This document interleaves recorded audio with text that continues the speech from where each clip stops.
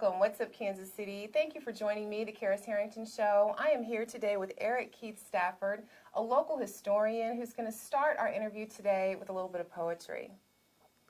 There was a reason us black folks sang those sorrow songs, those sad songs, those blues songs of scare season. So down river, way down river. By them and our very own, we sang those songs. To remove our curse, to change our fate, we pray, we ask the Lord to lead us on, to help us stand, stood on auction blocks that tore our soul and broke us down, that moved the father from the child, tied the noose around the neck, lied, and hoped we would forget. Thank you. That was amazing.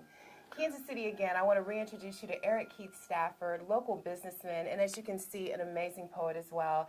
Owns a company called the Kansas City Tour Company. And I want Erik to talk a little bit about what being a historian is like and kind of delve into some of the very rich history that Kansas City has to offer as it relates to black history. Well, the Kansas City Tour Company got started around 2009. I do walking tours of 18th and Vine, downtown Kansas City, and Westport. I majored in history in University of Central Missouri State. Now it's called Central CMSU, is what it was known when I went to school there. Right. Now it's UCM in Warrensburg. Before that, I went to school at Penn Valley Community College, where I had some very amazing teachers like Lloyd Daniels, Price Ellis, Dr. Ed Beasley. But history was something that I got into naturally.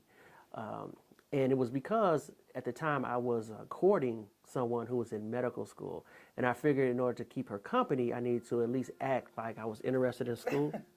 And so good plan. History was something that I kind of took to naturally. Okay. I took a course in African American history. It was taught by Dr. Gerald Hall. He's from Kansas City, Kansas, went to Sumner High School. And I was able to distinguish myself from the rest of the class just quite naturally. And it's just something that I felt was needed in our community. And I thought I was naive enough and romantic enough at one point in time to think that I could change the world by teaching black history. So I went to school, like I said, in Warrensburg, Missouri, came back home and taught at Genesis School, which at the time it was a school for what they call at-risk youth. Right. And part of the curriculum entailed showcasing the African American historic sites in the area. We would take people out Leandro Memorial, 18th and Vine, the City Market, the Quindaro Ruins. Yeah. And from that, I remember one time I had given a tour for a group of people from Kansas University. And we went on the tour and everything, and I came back, and in the mail, they sent some mail to me through the school. It was a thank you for giving us a wonderful tour, and there was a $50 bill in the envelope. So I was like, I hurried and put it in my pocket and everything. I was supposed to turn the money into the school. And, they gave me the idea that I could probably start a business doing this. And since then, it had always been a dream of mine to start my own tour company.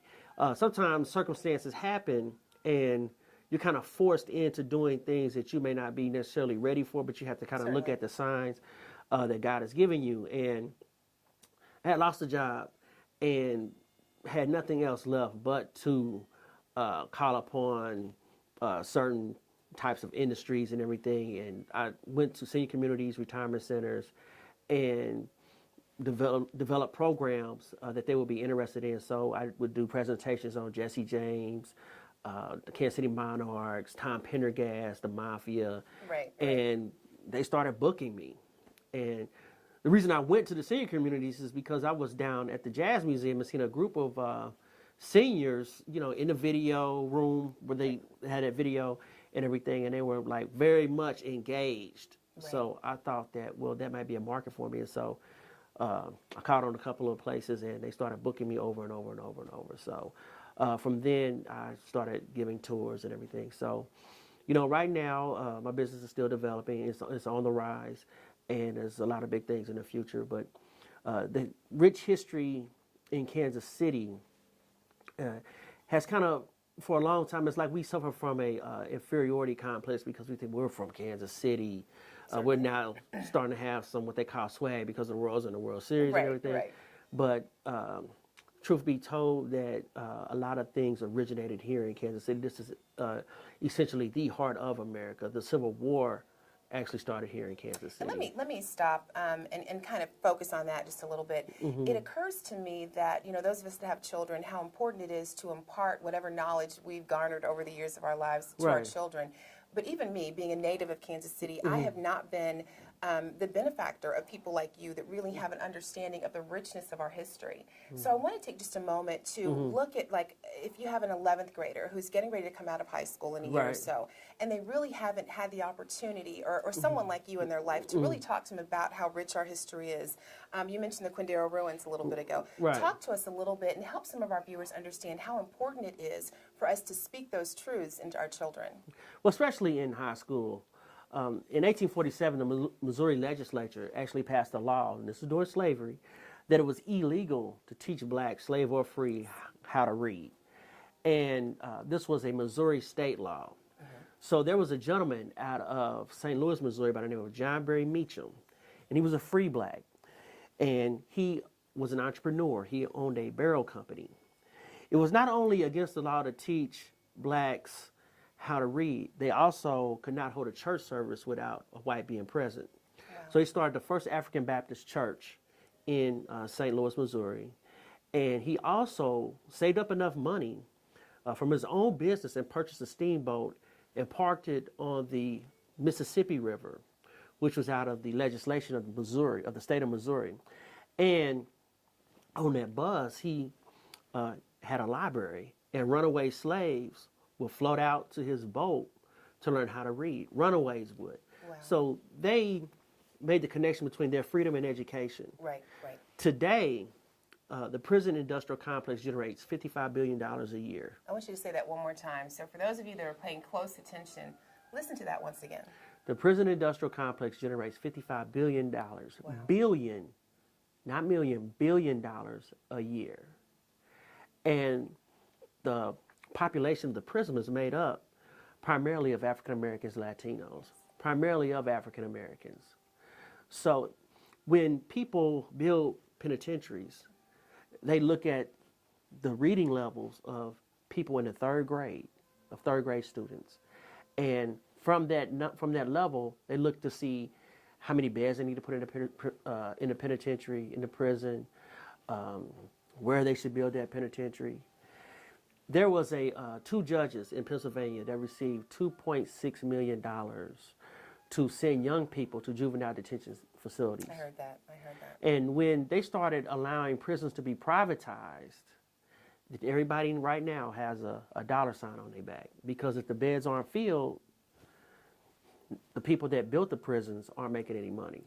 And relate that to the deficit that we, again, as people that are African American and native to Kansas City, how we have not connected in some instances with our history. Relate that for us. Well, when you look at the Kansas City, Missouri School District, it has a 45% graduation rate. When you look at the news and you see all these murders that take place, for the most part, it may be some exceptions here and there, but they perform very low academically. There are no books in the homes. When I was growing up, my parents, I had Ebony magazine, Sports Illustrated. My friends, we would swap books. We read books like the Encyclopedia Brown.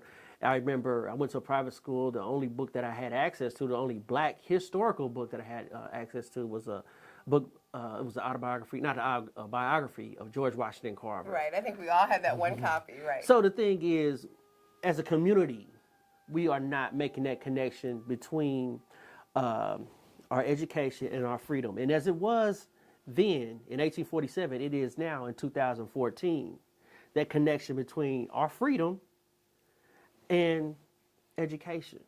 And to piggyback on that a little bit, the connection between our history and our future. Right. And I think the disconnect is what a lot of people, we get very caught up in our daily lives and we forget to connect with that which is important. Right. I want to switch gears just a little bit, and I'd like for you to talk to our viewers about how they can get in touch with you. If someone's interested in taking a tour, what should they do?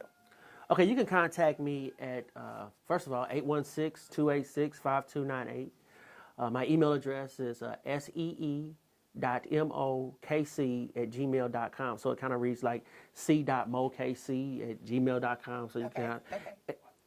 and then again, it's see.mokc@gmail.com. So c.mokc@gmail.com.